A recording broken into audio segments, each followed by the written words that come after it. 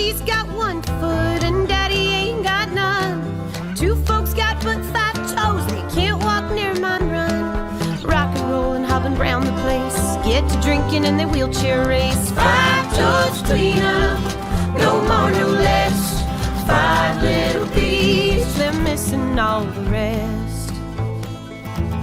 Hello, everyone. Thank you for joining us. I am your host, Amira Radovic, and you are tuned into Amputee Wisdom, where everyday people living with limb loss share their experiences and challenges of living with an amputation.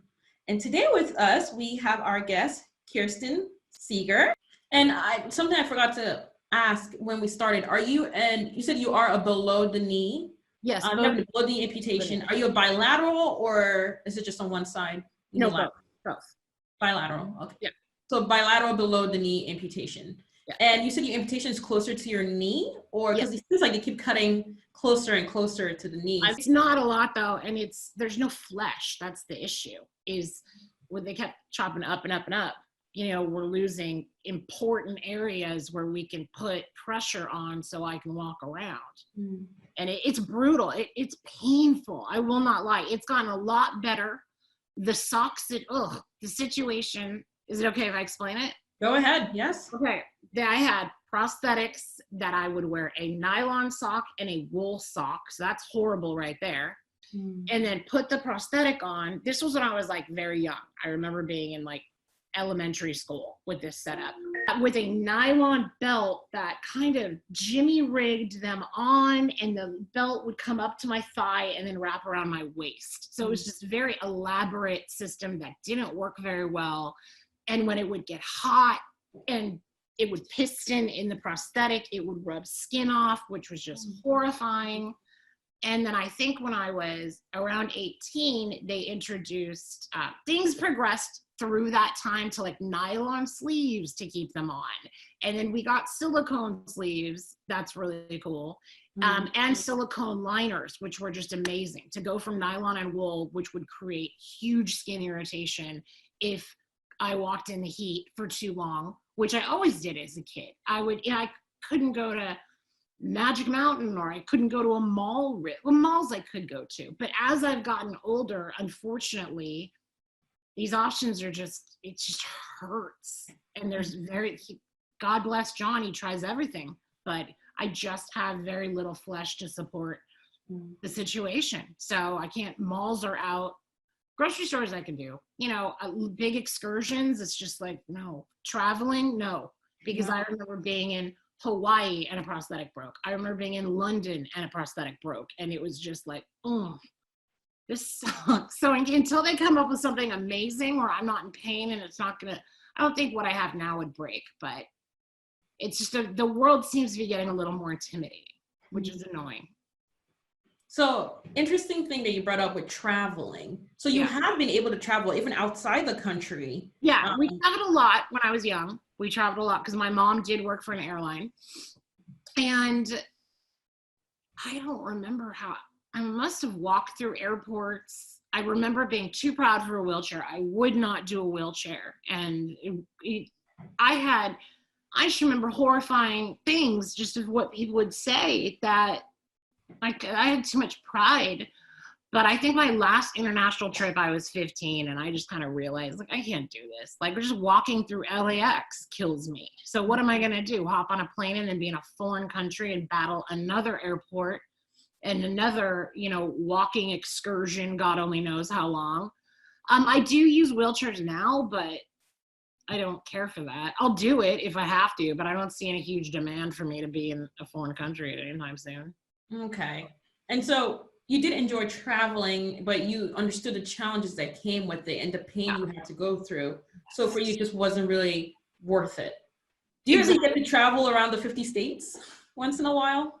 Yeah, I do. Totally. Yeah, of course. But and you drive? Yes. Yeah, I do. When you look at me, you can't tell. You really can't. It surprises people all the time. And what I remember realizing was that's not because I'm amazing. That's ridicule. That's because people are annoying and rude and have no problem saying, what's wrong with you? What happened to your leg? Why are you limping? And it's just, this really helps me understand people can just be rude and brutal. They can also be kind and wonderful and lovely, though. So there's obviously another side of that, but people can just be horrible. Why is she walking that way? Why are you walking that way? Yeah, it's just awful.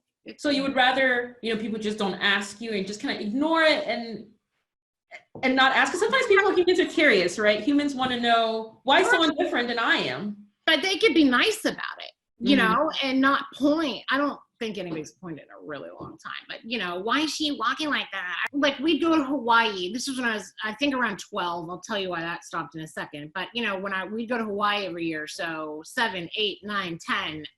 These are ages. I had no problem being in a bathing suit and running on the beach and, sitting on the beach.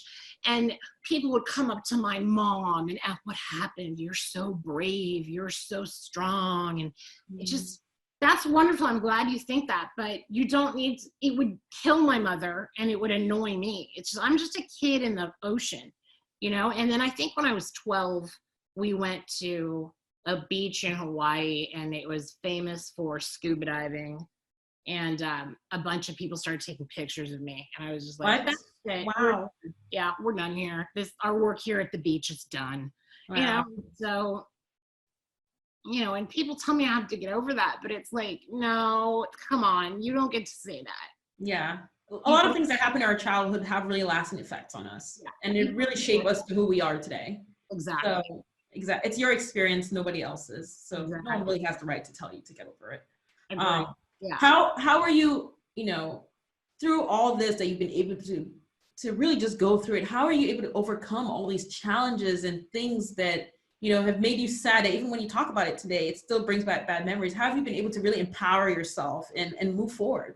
I have no idea. I have a strong faith that this is not my whole world. This is not my entire existence. This is one life that I'm living. There could be many more, or there are other sides that will go somewhere better. It will not be like this all the time.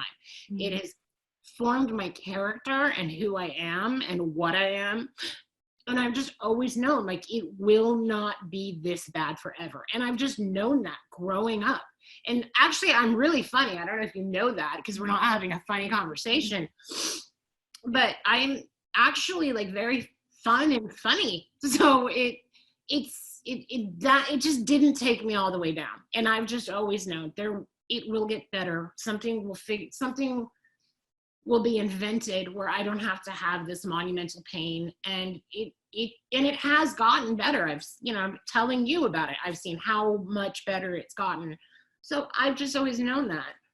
But it's difficult. It's not easy. I want to go to the mall. I want to go shopping. I want to go run around. I want to go to the ocean. I want to do these things. And it's very difficult to navigate, because I kind of have to gamble on, well, okay, if I'm going to go to 3rd Street Promenade and go shopping, I kind of have to understand that I'm going to have a really hard time making it to work on Friday. If I do this on Sunday, I'm going to pay for it on Friday. So, it's just how it is, though. And how I have any ability to get through it, I don't know. I just have. And I had really good people around me. My brother's amazing. My mom was awesome. My dad was really cool. It wasn't anger and sadness all the time. I had a childhood. We had a family. It was fun. And I found really good friends. And I have a really lovely boyfriend who's amazing. So, could be worse. It could be way worse. I could have lost my legs above the knee or like at the waist, and not saying those are horrible things. But for me to imagine that, to go from this to that, seems a much bigger struggle. And people do ask, how do you do this? You're so brave. You're so strong. Like, no, it was something that happened that you just do. I have an option. I can sit around and be really sad about it, or I can just be okay with it. And I really try my hardest to be okay with it. So you're saying it's really a mental state you have to get yourself into, because it could be worse, right? Or as you said, you could really sit down and be sad, or you can go live your life. And it's been worse. I've been to where it's worse. And I'm so grateful now. Like, my God, that wound really messed my head up, because I was just like, I'm in my 30s. I lived in a 2nd floor apartment because when I moved out on my own when I was 20, I hadn't had a revision surgery in 8 years. I couldn't fathom being in that kind of situation or pain again. And you know, so when I'm being 32 and being told, well, we're going to have to cut that, and then you're not going to be able to wear your legs for, you know, 2 months, and then maybe do another one. And I'm just like, no, that's not going to work for me. I live on the second floor. I have to drive. I have to go to work. I have to do stuff. There was really no reason why you should keep having, you were a healthy individual. Exactly. It's just from wearing, as you said, from wearing your prosthetic. And then walking on my knees. And walking, kept irritating it. Yeah. Oh, wow, that's crazy. Very grateful. I can understand why you don't want to travel as much. Right? It's like, I just no. Because I've been literally in London when that prosthetic broke, and it was just like, what do we do? How did you address that? We called a prosthetist there. We called him at the time. He was a cool guy. We called him at the time, and he gave my dad like a jimmy rig solution. And then the one in Hawaii, I just remember they were too big. And if the prosthetics are too big, I think the heat and humidity was shrinking my leg a little bit. And therefore, the prosthetics just flopping around, causing me great pain. So I'd have to have like 5 wool socks on in Hawaii, for God's sakes, you know? So yeah, I don't care for it. I would like to change that. And I do hope I see more of the world when I'm a bit more comfortable. Definitely. I hope so too. And kind of with your experience living with limb loss, you talked about how you didn't have any amputee support group really growing up. When did you really start learning about amputee support group? Or when did they start forming around you that you were able to attend, or have you never attended a support group? I've not attended a physical one. I was on a few online and would reach out to people and have, you know, little friendships or relationships or whatever with certain individuals, but I've never been to any kind of meeting, and really online is what made that happen. But still, I think I came across you in a subreddit where I've posted before and said, after having a particularly awful day of walking the dog literally a block and just sitting down and being like, am I gonna have to Uber back home because I'm 90 feet away from my apartment and I can't make it? You know, wow. What the hell was going on then? I don't know why it hurt so bad. So I don't honestly couldn't remember. It tends to happen frequently when you're in your prosthetic. I don't want to say frequently. I don't know why. I think it's just the only thing it could have been is wearing the prosthetics way too much the week before, and that the bones were really hurting, and I overestimated how far I could take the dog. And then I just got to a point where I always have to keep in mind, as far as you get, don't forget you have to go back. So even though I'm not hurting at the point where I stop, it's because I have to literally do the exact same amount back. But that was just a bad day. And I went home and posted in Reddit, you know, please, does anyone have any kind of similar experience to this? I'm breaking today. I feel like I have no support. And I really only got like 4 messages from people who really kind of couldn't relate. And it sucked. And another creepy thing I have to warn amputee women about, they may not find it creepy, is there are amputee fetish men who, or I'm sure women too. That's an actual thing that you have to be careful of online. Wow. Yeah, that I was not prepared for. And then when I realized it, I was like, okay, well, that's a thing that I'm not into. But I remember talking to somebody that day from the message as little as a year ago when I was like, I'm in so much pain, I can't handle it. And I met some creepy person I emailed with a couple times who just turned out to be extremely frightening and just not appealing. Frightening is not the right word. I wasn't scared. I wasn't in danger, but Creepy. This person was creepy and gross. And I did not like anything. He wanted to have basically someone who could not walk or move. And I was like, you have the wrong girl. Like that, no. Oh my gosh. Yeah, he in this 2020, 2019, 2018, whichever one. That was like, I would push you around in your wheelchair and oh my God. Oh, no. Why? So I had to put on that message or messages in that group since then. You amputee, what do they call them? Just, you know, what the hell do they call them? There's a name. I don't know, but I would just be like, please, no amputee fetish people, please do not respond. Like, it's not necessary. I will not respond to you. Oh my please God. don't. I need support right now, not some creepy. It's like, that is not what I'm here for. Thank you. I'm not here for that. Yeah, everyone should be aware there are creepers everywhere. Yes, always. Always. And so my other, just kind of moving forward in regards to what I had to ask, you had talked about one, you didn't have any amputee support group really, except for when you got older and then you learned about like the online groups that are out there. But you had a really great support system. You had your parents, you have this prosthetist that's been there for you. With a lot of the challenges, you had some great doctors or a doctor that you met that did a great job in helping you with your wound. Did you have to take any medication to help with you? Always always. Antibiotics, yes. Pain medication, yes.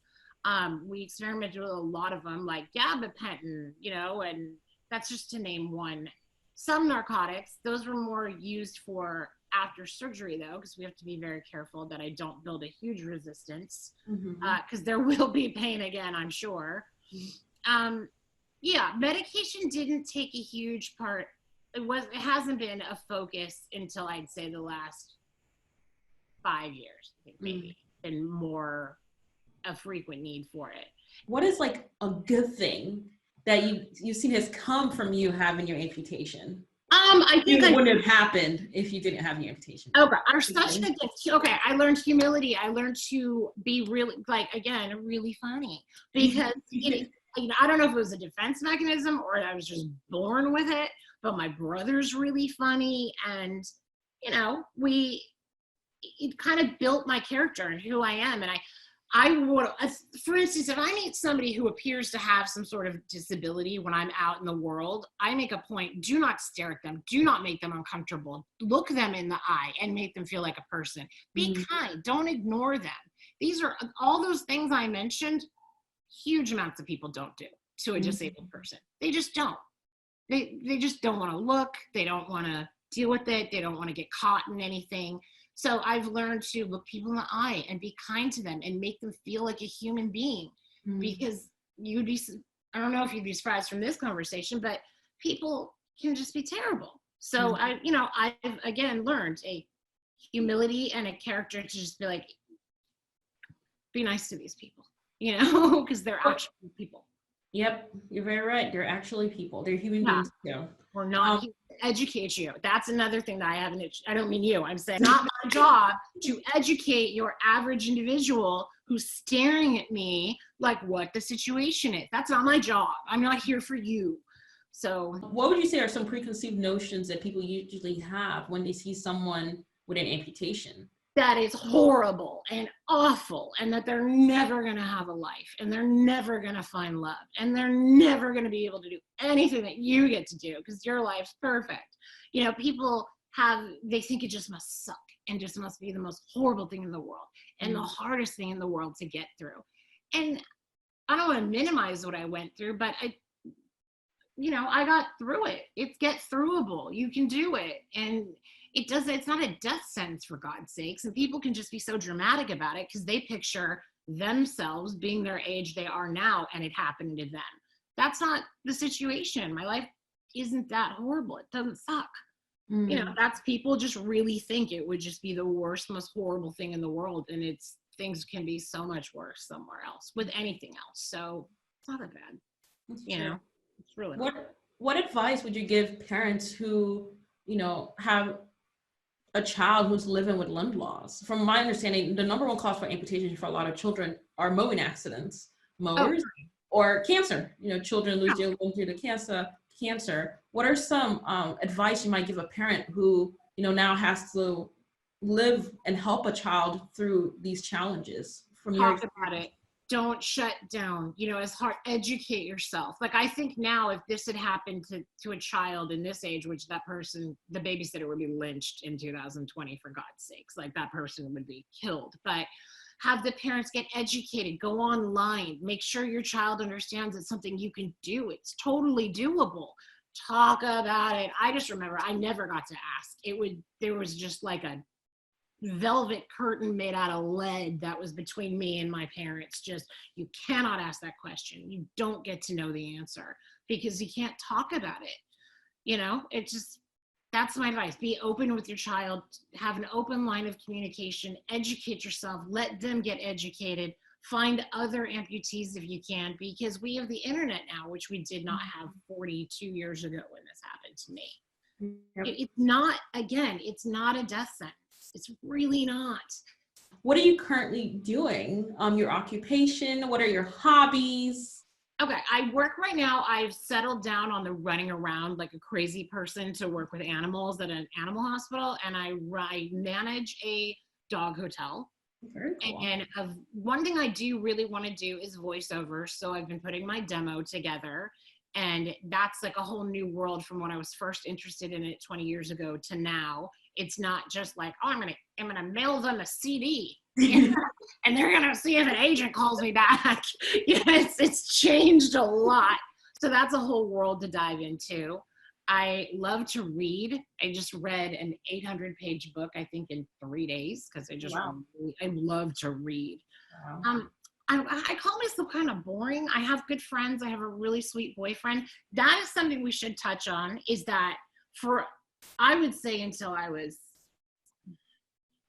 mid-30s, I was really messed up in the head and just like, no man is going to want this. If I hate what I am, then how am I ever going to find someone who won't hate that too?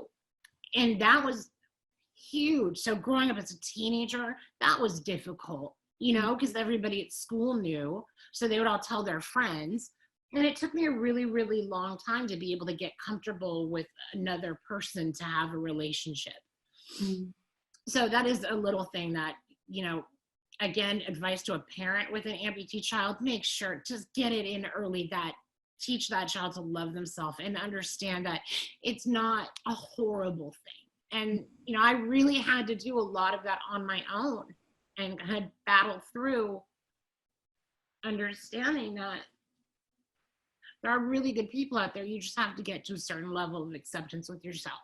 And the earlier that starts with a child, I think the better their life can be.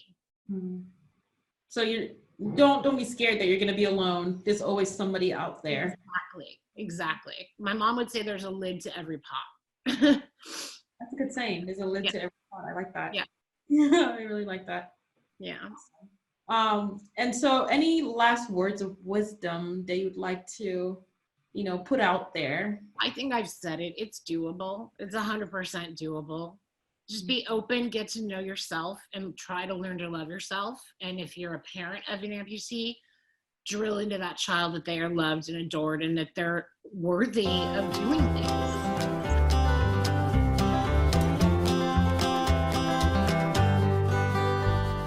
Mama, she's got 1 foot and daddy ain't got none.